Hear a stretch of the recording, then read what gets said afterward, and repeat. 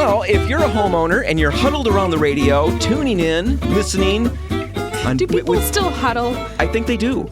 I'm pretty sure people huddle around the radio in winter, right? It's chilly. If you're huddled around the radio or if you're relaxing and leaning away from the radio, as long as you're listening to the radio, you've made a good choice today. This is the RepcoLite Home Improvement Show, sponsored by Benjamin Moore. I'm Dan Hansen. I'm Haley Johnson. And yeah, what are we talking about today, Dan? We've got we're couple toys that you've invested in recently. Yeah, and it's going to help everybody out there live a better life. That's our whole goal in life. That's our calling, right? Well. To improve everybody's life, and we are nailing it. Wow. Nailing it. It makes it sound pretty... Oh, it's impressive. Serious, yeah. Oh, it is serious. It's a calling. It's a mission. It's our mission. Today, we're going to do that by talking about these toys. One of them is a humidifier that I bought. And I know that doesn't sound terribly fun. But it's a smart humidifier. So potentially... It should have just been labeled a fun humidifier. We're going to talk about that. We're also going to be talking about choosing and working with bold colors in your decorating. Right. I think there's a trend going towards bolder colors right now. We've definitely seen that in the Benjamin Moore 2023 color palette. So we want to talk about how to pull that off. Now, you mentioned multiple toys. Yes. One of them was the humidifier. Are you implying that the other toy we're going to talk about are mesh laundry bags? Well, I guess. This is why, children, you don't want to grow up. The toys that you're used to become these things as time goes by. It's like such a letdown. Adult, like, wow, my Saturday is so exciting. I got these mesh laundry bags. But it's true. No, it is. Have you noticed that? How ridiculous the toys, the things that make you happy as an adult? Spice jars that all match, and it was like the best thing that's ever happened to me. It's so sad. I used to get G.I. Joes and I was thrilled. Now I get mesh laundry bags and I'm skipping around the house. Oh my gosh. There are good things to be had with mesh laundry bags. They're kind of a gimmicky thing. And I've tried them. You know, the big reason I really tapped into it and bought some and was really invested in this idea a few months ago is we can't keep track of socks. Yeah, that's a problem. It's a crazy problem. So I've tried a million things. My latest plan was to have the kids wad them up into, like kind of put them into a ball. So they don't wash? When they threw them into the laundry so that they were together. Yes. The good thing is they're still together. The downside is they're really crusty and they really stink when they come out.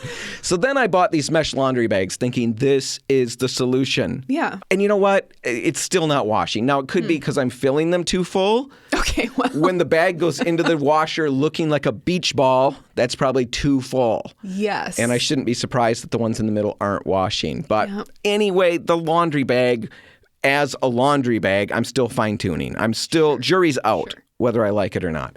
But there are a lot of other uses that I think some of them are funny, and some of them are really practical, and I think there's a lot of value to them. So that's what we're going to focus on. So mesh laundry bags. I'm assuming everybody knows what those are? They're like the small, either they've got a zipper or like a drawstring, I think I've seen some of them with, but you throw them in the washer and it just keeps things like socks together or like underpants, delicates that you don't want mixed in or getting caught around the agitator. Yeah, I hate it when my underpants mix with other people's stuff. Mine should be separate. Goes in its own bag, packed tight like a beach ball, and then the ones in the middle are never clean. Gross. Yeah, no. We're going to move on. Yes, that's the concept, though. Yes. Mesh laundry bags. Now let's talk about some other maybe slightly off the reservation uses. First one would be basically right on the reservation, using them for baby stuff. Baby stuff is little socks, all of that. Tiny little socks. Yeah, because they're tiny little people. And you can throw those into the little mesh bag, wash them that way. Okay, there you go. I like that idea. That's an easy one. How about baby-related gear, like little pacifiers and all of those things, the bottle parts and all of those things? Can you just throw them in the washer? Do you throw them in the dishwasher? Oh, okay, in the bag. Most of those are dishwasher-safe, and if you put them in the dishwasher, they'll fall through the racks. They're all little, so you can collect them all into one of these little mesh bags and sanitize them that way. That's just pretty smart, too. Make sure that they're dishwasher safe. That's important. That's key. Socks of all shapes and sizes. We've talked about that already. I've had minimal success with that, but maybe you can nail it. Here's where it starts to get a little fun. Beach toys. All right. Now you can get big mesh laundry bags, the ones with the drawstrings. I've got a couple of those. all the beach toys from the kids. I hated it. They'd bring all this stuff to the beach. They bring it back. It's sandy as all get out. Bring that. That's what you carry them in. So they play with them on the beach, put them in the little mesh bag. When you're ready to go, walk it out into the water, dip it into the water, rinse all the sand off right there while they're packed up and ready to go. That's pretty and you can haul them out to the car. That's a good hack. I think that's pretty smart. I mean, bath toys would be very similar, right? Very similar. Hang them on the little shower with a little nozzle. Yeah, I knew what you meant. Yeah. Well, not everybody did. I make a lot of motions with my hands, and you can't see that on the radio. That's true. Maybe we don't translate. Yeah. The shower head would be great. Big toys or puzzles. Things with lots of pieces. Like Legos or something. Mr. Potato Head. Oh, yeah. Stuff like that. All of those are great hacks. There are more. I don't have time to go into more of them. We're going to put the link in the show notes so you can check out the rest. If you've got great hacks for your mesh laundry bags, email us at radio@RepcoLite. Exactly. All right, we're going to take a break. When we come back, we'll be talking about that really fun humidifier. The smart humidifier. Oh, it's smart, it's fun, and it's next. Stay tuned.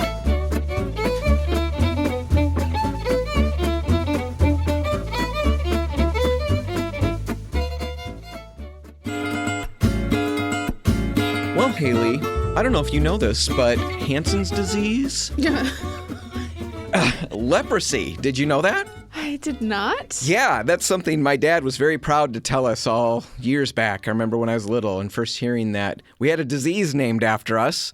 A little bummed that it was leprosy. Wow. But anyway, I have a reason for that. Wow. You're listening to the RepcoLite Home Improvement Show, sponsored by Benjamin Moore, who's always happy to affix their name as a sponsor to our show.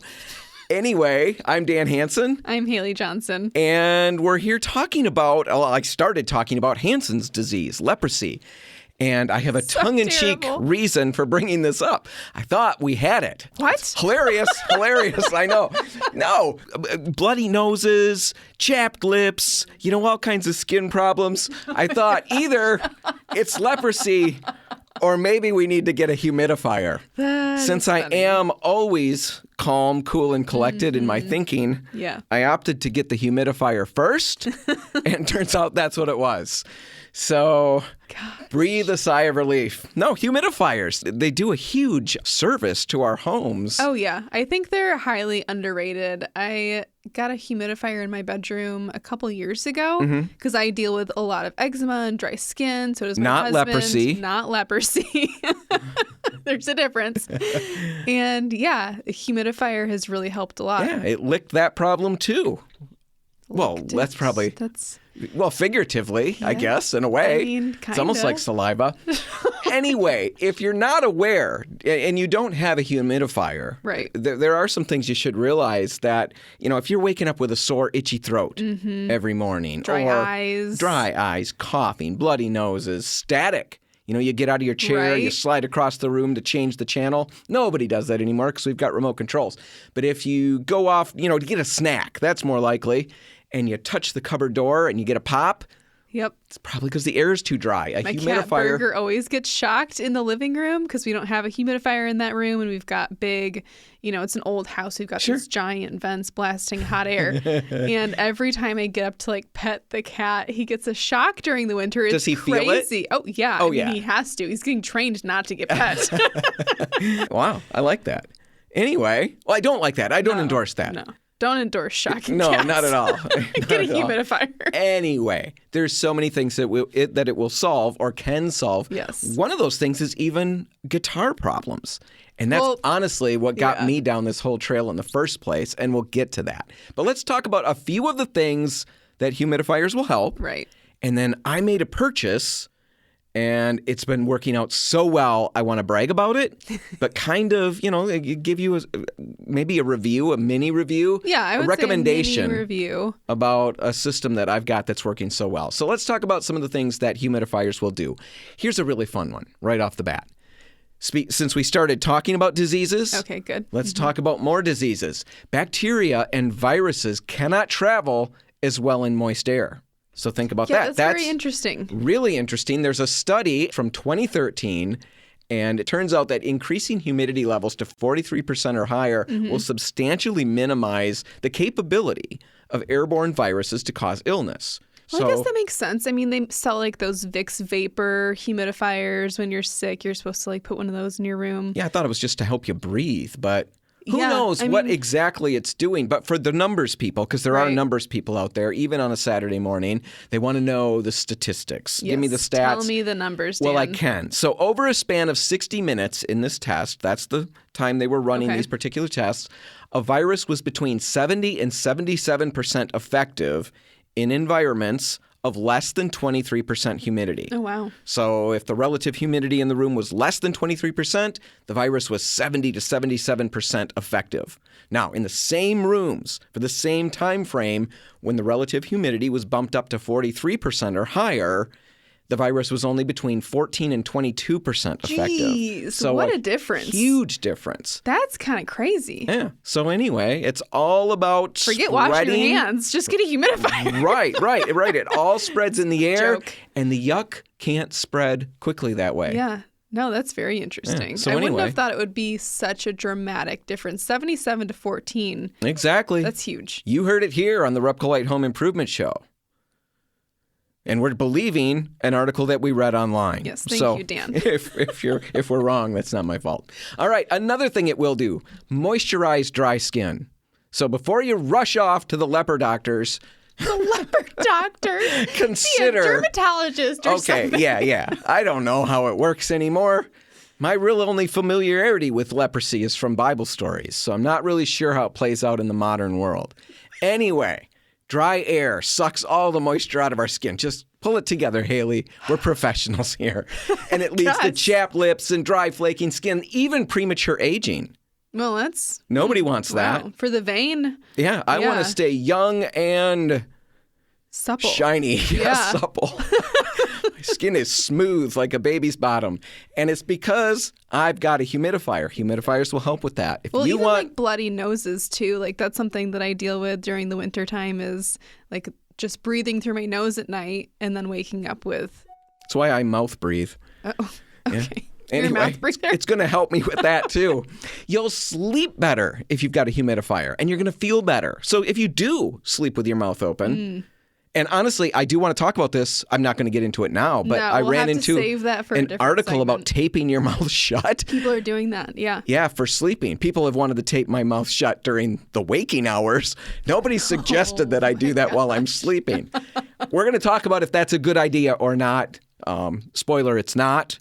But we'll get to that later. But if you do sleep with your mouth open on accident, it just happens, it can help.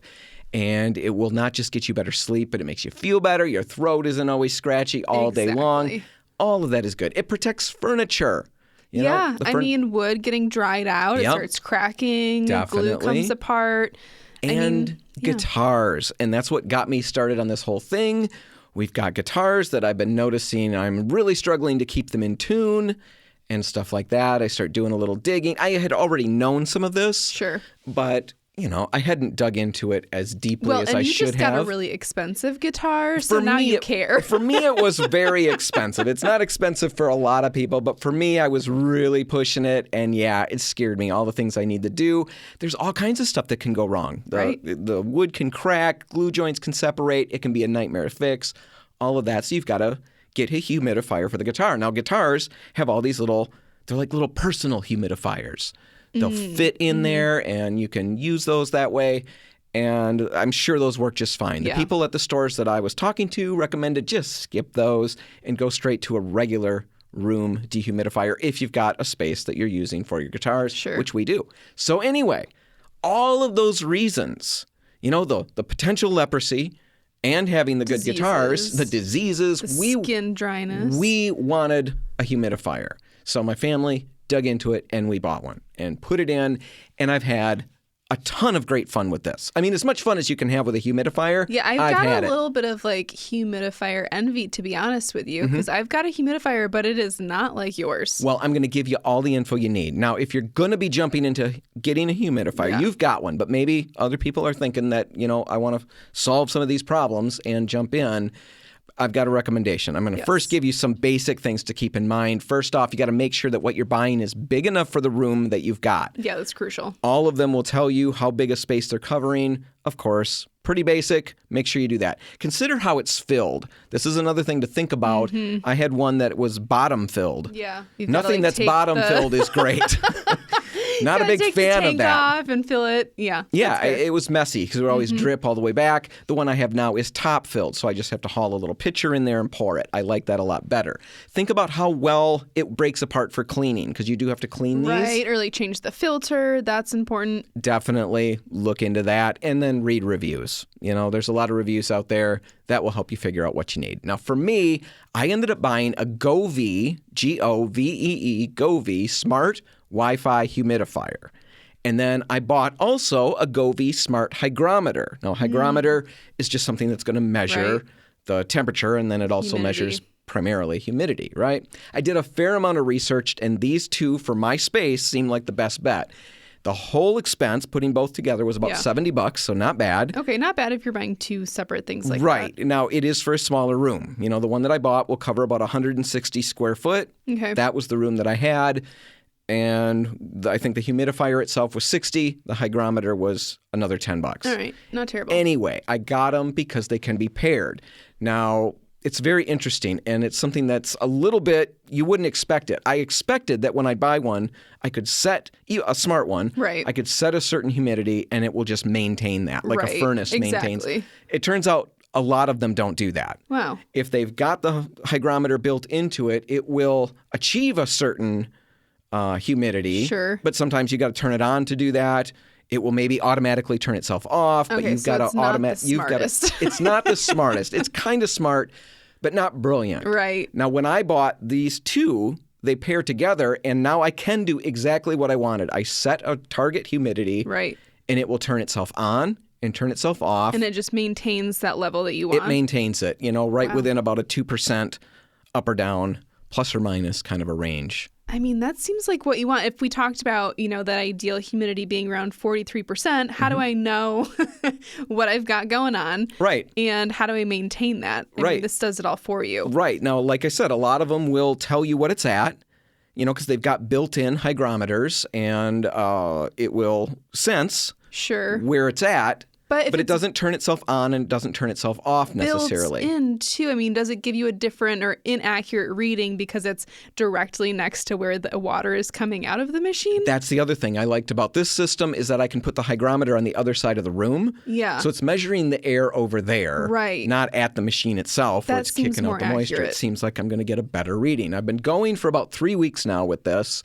And yeah, for 3 weeks, that humidity level in the room has been rock steady at what I wanted it to be at. That's when really I started, I think the room humidity was around 17%.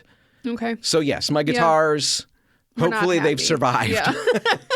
But I think we're good to go now. I'll put links in the show notes for the model that I bought if you want to check that out. Again, you got to make sure you're getting the right size for your room, all of those things. Do your research, find what's right for you.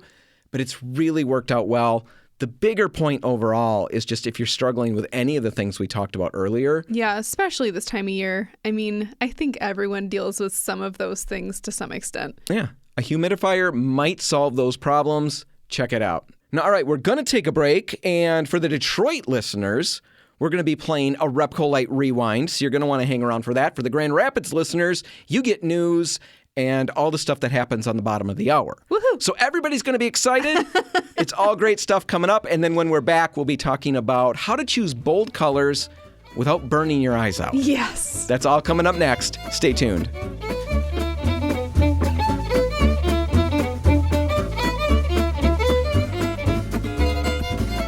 Well, Haley, when I think about myself and try to describe myself to myself, Is this something you practice often? Well, sometimes, yes. And I think of all the adjectives that I could use. Bold is really high up on the list, don't you think? You know me a little bit. Am I one of those bold leaders of people? We know I'm not, don't we?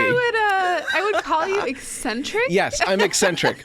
I'd love to think of myself as bold, But that's not the case. You're listening to the RepcoLite Home Improvement Show, sponsored by Benjamin Moore. I'm your bold host, Dan Hansen. And Haley's over there. Was I supposed to have a word? You're supposed to say your name. Well, I'm Haley Johnson. And there's Haley Johnson. Yes.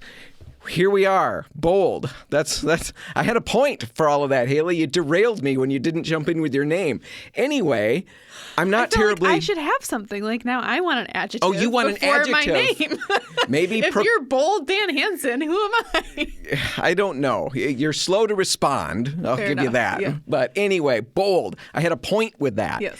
You know, when I think about decisions I make, I know the running joke amongst my friends is that very few of them are bold. You know, I just don't jump into things like that. I'm very cautious. I like to think things through. I read a lot of reviews when I make an Amazon purchase. But something that I have been bold in, and it's burned me in the past, is color choices. You know, I work with paint, so I figure I'm going to just jump right in, make some big choices. And you're not afraid to make mistakes because you know that you can paint over them. And I know that I've made so many mistakes that, yes, you get used to making mistakes after a while, and you kind of miss it when you get things right every single time. So, yeah, I'm not afraid of mistakes. I've jumped into bold colors. And I've always thought this is going to just be perfect. I've seen pictures. I've seen all of this. And then it just doesn't work. You had a really interesting experience with a friend of yours. She actually made the show last week. I feel a little bad, like I'm picking on Amber. Well, trust me, after last week's talk about how she stained the couch with chocolate that she melted, this is way easier than that. Yeah. But talk about Amber. She's doing some repainting. Yes, she is painting her house right now, and it's very exciting for her. This is the first time that she's had the ability to put colors on the wall that she has picked, right? She's always lived in rentals, and so they've always been like builder beige. And this is a very creative person. She's an art teacher. You know, she makes her own art. And she uses a lot of color. Now, you wanted an adjective at the very beginning of the show.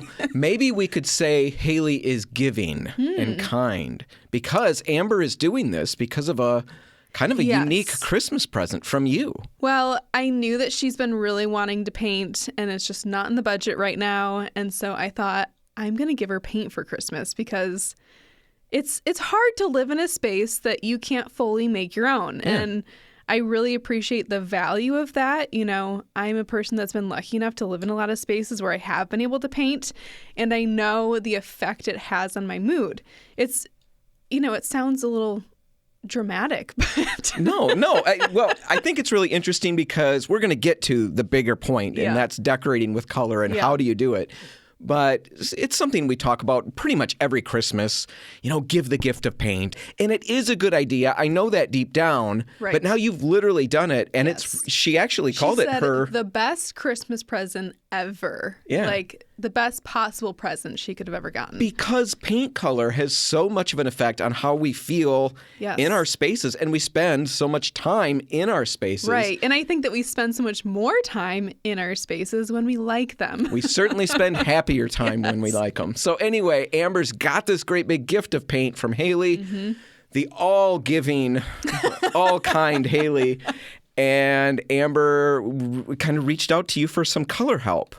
And I know how this kind of went, but walk the listeners through it because I'm sure there are people out there who are going to really resonate with this experience. Well, last time I think we talked about how I have done color consulting in the past, right? And I helped my friend Ginger last time pick out some colors for a new build. And I was a little hesitant to help Amber pick colors. How come? Because she's also an artist and she works with color, and she's got a very specific vision for her space. She has always picked very playful decor to begin with, and her art is, I would say, bold. Okay. Like in color choice. Like Dan bold? Like bold like I am? Or maybe not like you bold, because that's hard to match. Bold. It is. Yeah. It is. It's a standard that's pretty high. Exactly. But it's still pretty bold. So Amber's doing pretty good. She's just, Yeah, it's very playful colors. Like she described like Nickelodeon. Like think of Nickelodeon colors. That's what I want. Like for Pee-wee's her room. Playhouse. Like, and that's what she wanted in her home. Yes. I would never ever have taken the phrase Pee-wee's Playhouse. Yeah. Especially with my height being what it is. Can you imagine? Oh my gosh. I'd never live that down. Nope, you would but anyway, she's thinking she wants something really fun, exciting, playful. And she's been looking at pictures, on Instagram and Pinterest and getting ideas. And she's seen these really bold, bright colors work, in quotations, in these spaces. Well, right. And I know part of that is she even referenced the Benjamin Moore Colors of the Year. Right. That whole palette. It's very bold. Very bright colors. I think a lot of people are really surprised when they saw the 2023 color palette. Mm-hmm. It is quite I don't know. It's a step outside of the norms, that's for sure. Because normally there's one or two colors that kind of can take the spotlight, in the sense that they're bold and they're strong and all of that. This one, man, everything feels like it's pushing the boundary. Not quite everything, but there's a lot of color that's pushing the boundaries. Yeah. Okay. Because you're right in that mostly the other color of the year palettes have been like one strong color, and then there's a lot of supporting actors, right? That are just kind of like in the background, and they're making this other color look really nice. Yeah, there's a Dan color, and then there's all the little Haleys that kind of just fill in the gaps behind the full-on star. But this time, the whole palette is Dan. Yes, all Dans. That's a lot. Pretty tough to take. That's a lot. Right? So we saw that color palette come out, and that came out in October, last October. Right. And we weren't big fans. Now, we spent some time. We'll put a link in the show notes to the segment where we talked about it. And there are some takeaways. And it's, one of the takeaways is that it really challenges you to step outside of your comfort zone. Mm-hmm. We're not saying step out necessarily into those colors that are in that palette, but you can work with them. Yeah. Well, Amber saw that. Right. And I know that because you and her went back and forth a little bit, but she had seen pictures where these bold colors worked. And she even used that as an excuse or an example. To push herself into these. She said, it looks great here. Right. Why won't it be great in my space? Yeah, and I think this is the trick of color. It's hard to explain to people because it's not like anything else that we experience in life, really. When we see colors on a phone picture or a magazine, wherever we're seeing it, and it's just a picture, that's a very small scale image that we're seeing. And it can look really nice as an image, just like a piece of art with really vibrant, bright colors can look beautiful as a piece of art that's just contained into this frame, right? Sure.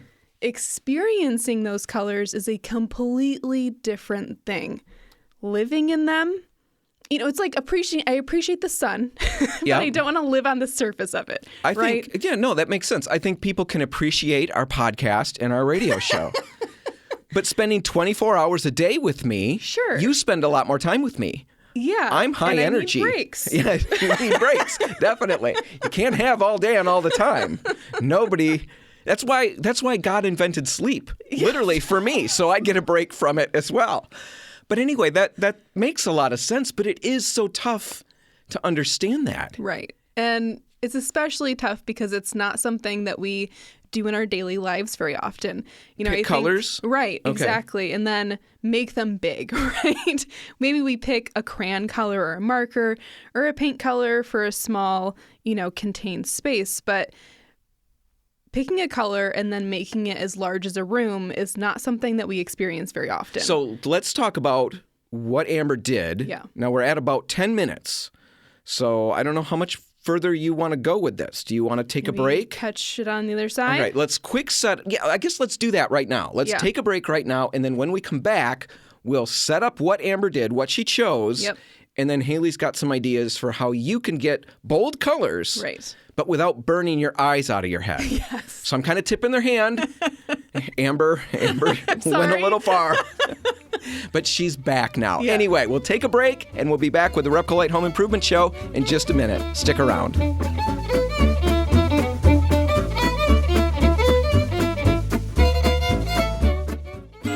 And we're back. You're listening to the RepcoLite Home Improvement Show. I'm Dan Hansen. I'm Haley Johnson.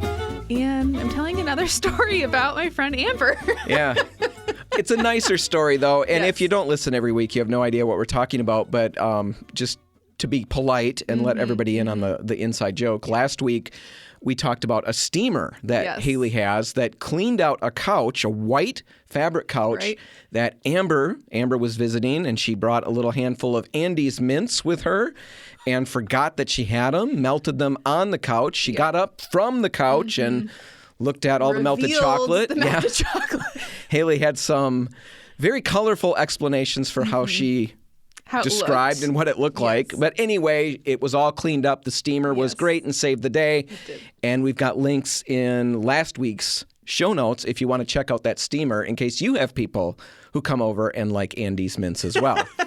Anyway, that's what we're talking about. So Amber was the star of that episode last week. Right now we're talking about some color choices that Amber made. Painting, I think, a dining room to start with. She started with the dining room, and let's just get to the colors that she picked. She wanted to go bold. You know, she likes very playful color palettes, right? I described her as an art teacher. She's an artist. She uses a lot of color in her own work. Sure. Now, keep in mind, her work is small, right? We're looking at small scale things normally, and that looks great on that scale. You're sucking up because you feel bad about last week. I feel bad. Amber's cool with it. She's going to roll with it. The colors she picked for the room are colors that she would have picked for her art. What were they? Really bright pink, like a bubblegum pink. And then like a bright orange, really. Yep. See, I don't have any connection to Amber. I've met her, and I like Amber. Yes. But yeah, that's a tough color combination to put together. I get it, though. I appreciate it that people want to push boundaries. I started last segment talking about how I've pushed boundaries. I went with lime greens when that was really important or popular. You totally Not did that important. when I was 16. Yeah, I was much older than that and should have been wiser. So I completely get it. But Amber went with those colors, and I know that you initially pushed back a little bit because she was seeking your input. And I know Amber countered with, well, I've seen all these colors in Benjamin Moore's and this is Color what of the I Year want. palette. You know, she wanted something that was bolder because she also... I should clarify. Hold on. I said that she saw all those colors in the palette. That's not accurate. She didn't see those exact colors in the palette. She saw bold colors being used in the palette, and it kind of gave her the strength or the comfort, the courage to jump in. But the problem with seeing it in pictures is what we talked about last time is in a picture, it's small scale. When you see it in a room, you're immersed in it. It's large scale, and colors really get overpowering fast. They change dramatically, and it's hard to really understand unless you've experienced that for yourself, I think, sometimes. And it can be hard when you're Amber coming into the store and you have this idea of what you want, and you pick these bold colors, and someone tells you, you might want to step it down a notch. Because you think that you have this vision of what that's going to look like. And unfortunately, our brains are just not the best at translating from color chip to entire room. There's so many things going on. When I worked in the store, I would have a lot of people come in. And I remember yellow. Yellow was really big back then. And they would pick out yellows. And, you know, think about a color chip. Everybody at home, think about a color chip. And the typical color chips will have a lighter version of the color on the top. And it works its way down to a really dark version. So people would pick that middle yellow. I remember that. And I would have that conversation. That is really going to be strong. It's like a lemon yellow it's at really, that point. really bright. You know, there's a lot of power with yellow. And once you see it on your walls, it's really going to be strong. No. I want it to be strong. And I'll point at a lighter yellow, you know, one of the ones high up on the chip, one of the first ones. No, I don't want that. That's an off-white. Well, finally, I would start getting those chips, and I would hold them against printer paper, white printer paper. And instantly, people would realize that top color, which they think of, because when we look at a chip, in comparison to the other yellows on the chip, it does look like an off-white. Seems like an off-white, right? When you see it against yellow or against a white paper, you realize how much color is already in that top part of the chip. So that throws people off. And it's just the whole thing. We're not used to making some of those choices. When you're choosing a tan and you end up with a darker tan versus a lighter tan, it's not the end of the world. Right, exactly. Like, that's not such a dramatic mistake. But going with bright colors like the pink and the orange and taking that to its limit, you know, basically needed to wear sunglasses when she entered the room after painting this. It was really intense. Right. So now we've set up the problem, and the problem, I think everybody's experienced it, or at least can now envision what we're talking about. Mm-hmm. How do you avoid it? And how do you avoid it without going to just neutrals and being safe all the time? How do you still push the boundaries? How do you use some of the Benjamin Moore colors from the Color of the Year or something like that and not end up having to repaint 16 times? Well, I think always trying to, even if you're looking for, I want color, starting with a palette like the Historic Collection, those colors are going to look super dull to you in comparison to some of the other Benjamin Moore color palettes, like the Color Preview, which has been having a big push right now because it does contain a lot of those really bright, bold colors. But I would say start with something muted and work your way up from there. So the Historic palettes, those are going to be more muted. Exactly. They're going to have more gray. They're going to be toned down. And they work in almost every space because they've been designed from someone's eye, not from a computer. This isn't an algorithm that created the color. Literal eyes from a human made this color, and they made it to scale well, to do its job well. And that's not the case for every color. So starting with one of those designer palettes like the Historic Collection, like the Affinity Collection, is a great place to start. And then you can kind of move more colorful from there. But that's a great starting point. So they're going to find plenty of color in those. Exactly. It's just going to be a little more muted, and it's gauged or made to scale. You can find those at any RepcoLite location.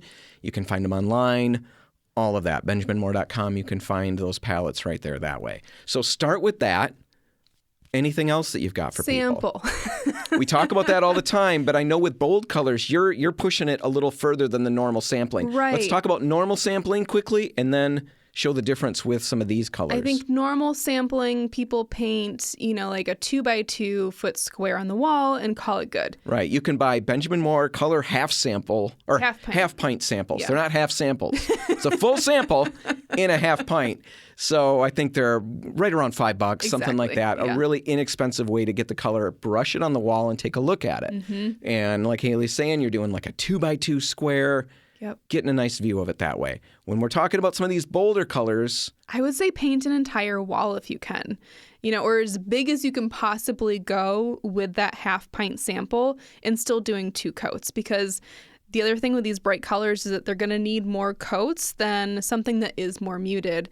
They don't have as many of the nice natural pigments in them that hide really well. They're going to use synthetic pigments, and those are not going to hide as well. You're probably going to do more coats of paint than you really want to do, but that's what it takes to get those bright colors. Right. Now, I think there's going to be a number of people thinking right now, well, okay, so I'm going to brush all these bright colors on my wall. I'm going to do a whole wall, 2 coats.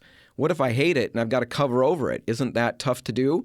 Well, if you're just going to buy it straight without sampling it, you're still going to be painting over it if you don't like it. So it's really, at that point, it's still a win. A $5 investment is going to say, you might be investing more time into the process, but I promise you the time is well spent. I think an in-between step before you're brushing the samples out and after you've checked some of these more muted palettes is to really have a full-on conversation with people in a store at RepcoLite. We've got color experts in the stores who really will give you some straight up advice and, expert opinions based on what we've seen, not just what we know, but what we've seen, where people take similar colors home and they come back. We see it all the time. That was really, I mentioned the yellow conversations I'd have with customers. A lot of those were based on the fact that I've had other conversations with other customers with the same types of yellows, where the next day I'm selling them a lighter version or white paint so they can mix it together. Exactly. People will give you some really straight up advice when you come to a paint store that really spends a lot of energy and focus on being a good color store, like the RepcoLite stores will. So stop out, listen to that advice. That will help you. Absolutely. Then do that sampling. You got about a minute. Anything else? I really want to harp on the sampling, I guess. Okay. As big as you can go, because what our eyes aren't able to do is just focus on that color when it's small and it's surrounded by other things. So painting that 2x2 square on the wall isn't really enough to give our eyes the ability to experience that color. And it's because it's averaging all of the other colors in the room at that point still, and it's changing our literal perception of that color. So you're not actually seeing it for what it is until you're able to get it large enough to block out all the other colors in the room. Right. Think of people in the Titanic. They love their glass of water, but being surrounded by water, completely different. Anyway, on that note, that's all the time we've got. We're going to wrap it up. If you want to catch this episode again, you can find it online at RepcoLite.com. I'm Dan Hansen. I'm Haley Johnson. Thanks for listening.